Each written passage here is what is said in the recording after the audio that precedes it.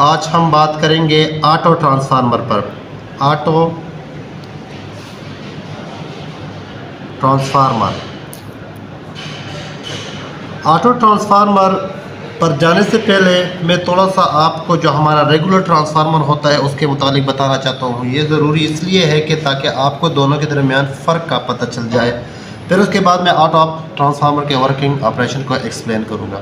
जैसे कि आप जानते हैं कि ट्रांसफार्मर में हमारे पास यूजुअली दो तरह के वाइंडिंग होती है। एक को हम कहते हैं प्राइमरी वाइंडिंग, जिस पर हम इनपुट वोल्टेज को सप्लाई करते हैं, और वो वाइंडिंग जिससे हम आउटपुट वोल्टेज लेते हैं वो हमारी सेकेंडरी होती है। तो ये हमारे पास ट्रांसफार्मर का सैम्पल है। This is primary winding,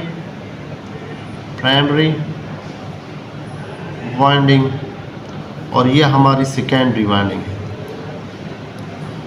so usually आपको पता है कि ट्रांसफार्मर हमारे इनपुट वोल्टेज को हमसे जो लेता है उसे आउटपुट पर या सेकेंडरी पर जब हमें देता है तो वो उस वोल्टेज में फ़र्क होता है, चेंज होता है। ट्रांसफार्मर जो इनपुट वोल्टेज की निस्बत आउटपुट वोल्टेज कम देता है उस ट्रांसफार्मर को हम कहते हैं स्टेप डाउन ट्रांसफार्मर। और वो ट्रांसफार्मर जो इनपुट वोल्टेज तो कम लेता है लेकिन आउटपुट वोल्टेज हमें ज़्यादा देता है उसको हम कहते हैं स्टेप अप ट्रांसफार्मर। ये आप लोग जानते हो। अब वोल्टेज को स्टेप अप और स्टेप डाउन करने के लिए हम यहाँ पर सेकेंडरी में और प्राइमरी में जो नंबर ऑफ टर्न्स है इनको डिसाइड करते हैं। यूजुअली जो हमारे पास थंब ऑफ रूल है फ्रॉम ट्रांसफॉर्मेशन रेशो वो ये है कि नंबर ऑफ टर्न्स ये डायरेक्टली प्रोपोर्शनल होते हैं टू द वोल्टेज। यानी अगर हम किसी भी साइड पर नंबर ऑफ टर्न्स ज़्यादा लेंगे तो उस साइड पर वोल्टेज ज़्यादा होगा, और अगर नंबर ऑफ टर्न्स कम लेंगे तो उस साइड पर वोल्टेज कम होगा। नंबर ऑफ टर्न्स के ज़रिए number of turns he decide करेंगे कि हमें जो आउटपुट पर वोल्टेज मिल रहे हैं या हम जो इनपुट पर वोल्टेज दे रहे हैं इन दोनों में फ़र्क क्या आएगा, आया वोल्टेज अप होंगे या डाउन होंगे। That is decide by number of turns को। सो रेगुलर ट्रांसफार्मर में मसला तब आता है जब हम एक ट्रांसफार्मर बना लेते हैं। लेट्स से हम स्टेप डाउन ट्रांसफार्मर बनाते हैं। Step down transformer, let's say हमारे पास ट्रांसफार्मर है जो कि हमसे 220 वोल्ट इनपुट पर वो ले लेता है और आउटपुट पर हमें जो है ना वो 12 वोल्ट जनरेट करके दे देता है। सो अब फर्ज करें मुझे 12 वोल्ट की जगह 5 वोल्ट चाहिए, 6 वोल्ट चाहिए, 10 वोल्ट चाहिए, 50 वोल्ट चाहिए, 100 वोल्ट चाहिए। तो मैं क्या करूँगा, फिर उसके लिए यहाँ पर जो नंबर ऑफ टर्न्स है सेकेंडरी में इसको मैं चेंज करूँगा। यानी नंबर ऑफ टर्न्स सेकेंडरी में अगर ज़्यादा करूँगा तो यहाँ पर वोल्टेज मुझे ज़्यादा मिलेंगे, cause number of turn is directly proportional to the voltage. और अगर नंबर ऑफ टर्न्स कम करूँगा तो सेकेंडरी पर मुझे वोल्टेज कम मिलेंगे। तो इस तरह तो नहीं हो सकता कि मैं यहाँ पर मुझे अगर वोल्टेज वेरिएबल वोल्टेज की ज़रूरत हो तो मैं यहाँ पर बार बार ट्रांसफार्मर को कॉल कर उसके नंबर ऑफ टर्न्स को जो है ना कम ज़्यादा करूँगा। ये मेरे लिए काफ़ी मुश्किल होगा। इस मुश्किल के लिए कि हमें अपने मर्ज़ी के यहाँ पर वोल्टेज मिले, मैं इन नंबर ऑफ टर्न्स को कम ज़्यादा करने के लिए एक तरीका अपनाऊँगा। उस तरीक़े में हम क्या करेंगे, हम इन नंबर ऑफ टर्न्स के दरमियान में से लूप निकालेंगे, लूपिंग करेंगे। तो ये ट्रांसफार्मर जो हमारे पास रेगुलर ट्रांसफार्मर होंगे ये कुछ इस तरह से आ जाएंगे। तो हम क्या करेंगे कि यहाँ पर जो हमारे पास ट्रांसफार्मर है इसके वाइंडिंग में हम लूपिंग करेंगे। फर्स्ट करें मैं वाइंडिंग कर रहा हूँ, मैंने एक ही लूप निकाल दिया। इसके बाद मैंने वाइंडिंग शुरू की, फिर दूसरा लूप निकाल दिया, फिर वाइंडिंग शुरू की, फिर मैंने तीसरा लूप निकाल दिया। मैंने यहाँ पर इनपुट वोल्टेज सप्लाई कर दिए इन दो लूप्स के दरमियान। तो जाहिर है कि जो करंट है वो यहाँ पर आएगा और इन नंबर ऑफ टर्न्स में या इस वाइंडिंग के इस हिस्से में तो गुजरेगा लेकिन इस साइड पर नहीं आ सकेगा। बल्कि मैंने यहाँ पर फर्स्ट के न्यूट्रल वायर दी हुई है, यहाँ पर लाइव वायर दिया हुआ है, तो तमाम का तमाम करंट जो है ना वो इस पोर्शन में गुजरेगा। तो ये जो पोर्शन ये हमारे पास बिहेव करेगा लाइक अ प्राइमरी वाइंडिंग।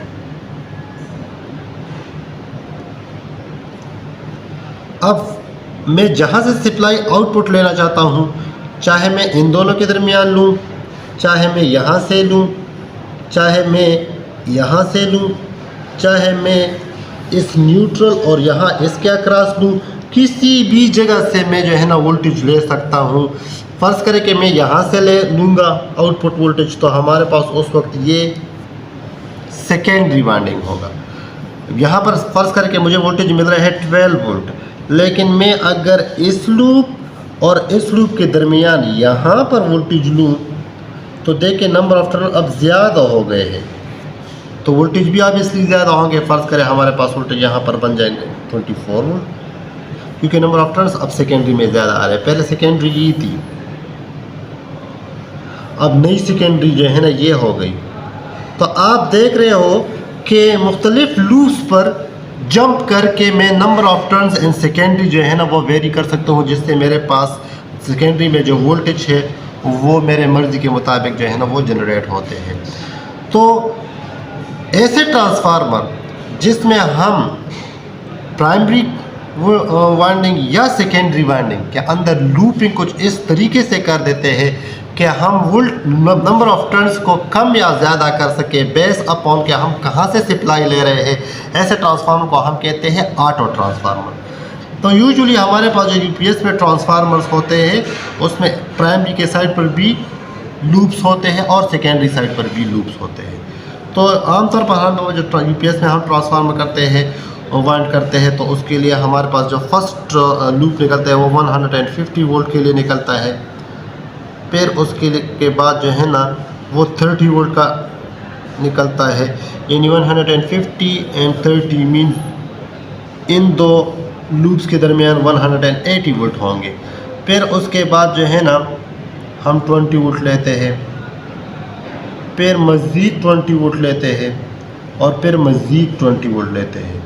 तो इसमें होता कुछ ये है कि अगर हम यहाँ पर सप्लाई दें, ये न्यूट्रल है, और ये अगर हम फेज़ यहाँ पर दे दें हमारा लाइव वायर, तो उस वक्त हम 150 वोल्ट देंगे। मैं यहाँ पर सेकेंडरी वाइंडिंग जब करूँगा तो यूपीएस के केस में आपको पता है कि मैं यहाँ से पहला लूप निकालता हूँ 12 वोल्ट पर और फिर 12 वोल्ट पर निकालता हूँ। जब मैं यूपीएस के लिए ट्रांसफार्मर वाइंड करना चाहता हूँ और सिंगल बैटरी के लिए मैं करना चाहूँ तो हमारे पास ये प्रोसीजर होगा। अब बहुत सी ये लूपिंग मैंने क्यों की है, इसकी वजह यह है कि बहुत सारी जगह में जो है ना हमारे यहाँ वोल्टेज बहुत गर्मियों में हुसूसन बहुत ज़्यादा नीचे आ जाता है और वोल्टेज जो है ना वो 220 जो कि हमारे यहाँ फैक्स वोल्टेज है हमारी यूटिलिटी की तरफ से वो हमें जो दी जा रही है वो नहीं रहता, बल्कि वो डाउन हो के 150 वोल्ट पर आ जाता है, या फ़र्ज़ करें 180 वोल्ट पर आ जाए, या फ़र्ज़ करें 200 वोल्ट पर आ जाए। एनी हाउ अगर 150 वोल्ट पर आ जाए वोल्टेज तो मैं यहाँ से सप्लाई दूंगा, तो ये ट्रांसफार्मर तब जाके यहाँ पर जो है ना 12 वोल्ट और 12 वोल्ट जनरेट कर सकेगा। अदरवाइज़ अगर मैं इस लूप के दरमियान और इस लूप के दरमियान 220 वोल्ट दे दूं तो मुझे 12 वोल्ट मिलेंगे, लेकिन अगर ये वोल्टेज कम हो जाएंगे तो ये वोल्टेज भी कम हो जाएंगे। फ़र्ज़ करिए 220 की जगह जो है ना 180 हो गए, फिर 150 हो गए, तो ये वोल्टेज भी कम हो जाएंगे। फ़र्ज़ करिए ये वोल्टेज हमारे पास 10 वोल्ट हो गए और 10 वोल्ट के से फिर हमारी बैटरी चार्ज नहीं होती। सो आउटपुट पर वोल्टेज को कांस्टेंट रखने के लिए या उस लिमिट में रखने के लिए कि वो बैटरी को सही तरीके से चार्ज कर सके, हम यहाँ पर प्राइमरी साइड में जो है ना वो लूपिंग करते हैं ताकि प्राइमरी साइड में नंबर ऑफ टर्न्स को अपने मर्ज़ी के मुताबिक चेंज कर सके।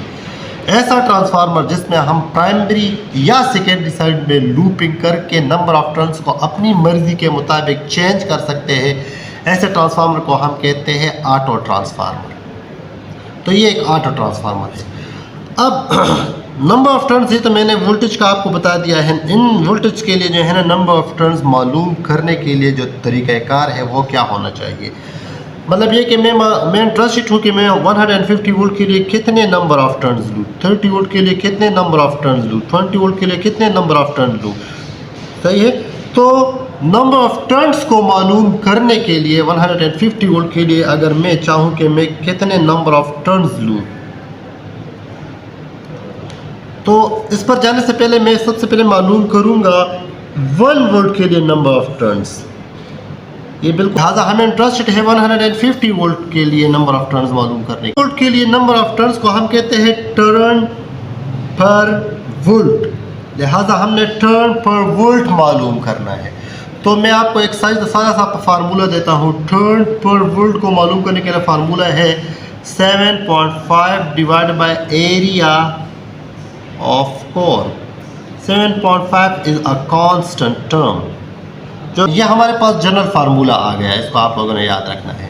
सो एरिया ऑफ कोर के लिए जो है ना, हमारे पास जो बाबिन होता है, इस तरह हमारे पास प्लास्टिक का बाबिन होता है। तो प्लास्टिक का जो बाबिन होता है उसमें जो है ना आपने मालूम करना होगा कि इसकी ये लेंथ कितनी है और विड्थ कितनी है। ये हमारे पास एरिया होगा। सो टर्न पर वोल्ट जो है ना वो हमारे पास 7.5 और एरिया की जगह मैं लिख दूँगा लेंथ मल्टीप्लाई बाय विड्थ। तो यूजुअली फर्ज करें मेरे पास जो है ना ट्रांसफार्मर का जो बाबिन है उसका लेंथ है 3 इंच और ये हम इंचेस में लेंगे इस एरिया, और जो है ना वेट हमारे पास है 1.5 इंच या कंसिडर करें। तो इस सूरत में जो है ना यहाँ पर हम लेंगे 3 मल्टीप्लाई बाय 1.5। ये कैलकुलेशन जब आप करेंगे तो आपके पास जो है ना टर्न पर वोल्ट आ जाएंगे। तो टर्न पर वोल्ट मैं यहाँ पर कैलकुलेट करता हूँ थोड़ा सा जल्दी।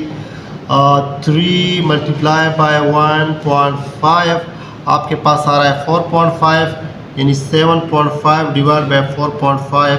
लिहाजा मैं आप करता हूँ 7.5 डिवाइडेड बाय 4.5, तो इससे आपके पास आ जाएगा 1.66, यानी टर्न पर वोल्ट आपके पास आता है 1.66, विच मीन दैट आप 1 वोल्ट के लिए 1.66 टर्न लोगे।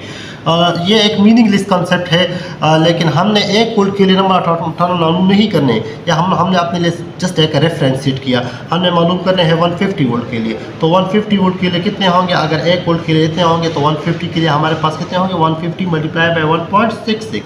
तो 150 के लिए जो है ना मैं मालूम करी 1.66 को मैं मल्टीप्लाई करता हूँ 150 से, तो हमारे पास आ गए 250 टर्न्स। तो ये जो टर्न्स है यहाँ पर जो हम ले रहे हैं 30 टर्न्स, ये हमारे पास होंगे 250 टर्न्स। उसके बाद मैं 30 वोल्ट के लिए लूँगा, तो यहाँ पर हम 30 मल्टीप्लाई बाय 1.66 करेंगे, इससे भी आपके पास एक फिगर आ जाएगा। फिर आप 20 वोल्ट के लिए ले लें, इसी तरह आपके पास जो है ना आता है ये 30 मल्टीप्लाई बाय 1.6 है, आपके पास आता है 50 टर्न्स।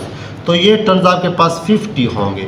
और 20 के लिए जो है ना 20 मल्टीप्लाई बाय 1.66 कर ले, तो इससे आपके पास आता है 33.3, यानी 33। तो ये आपने 33 टर्न लेने हैं, ये भी 33 लेने हैं और ये भी 33 लेने हैं। इसी तरह 12 वोल्ट के लिए आपने मालूम करना है। सो 12 मल्टीप्लाई बाय 1.66, तो इससे आता है लेट मी कैलकुलेट इट, ये तकरीबन 20 आता है। तो आपने ये टर्न लेने हैं 20 टर्न्स और ये भी लेने हैं 20 टर्न्स। उम्मीद करता हूँ कि आपको ये वीडियो अच्छी लगी होगी। आपको अगर हमारी वीडियो अच्छी लगे तो इसको शेयर करें, सब्सक्राइब करें हमारे चैनल्स को अपने, और हमें फीडबैक दे दें अपने कमेंट्स के फॉर्म में। हमारी कोशिश होगी कि फिर इस टॉपिक्स पर हम एक डिटेल वीडियो जो है ना वो फ्यूचर में बना सकें। Thank you.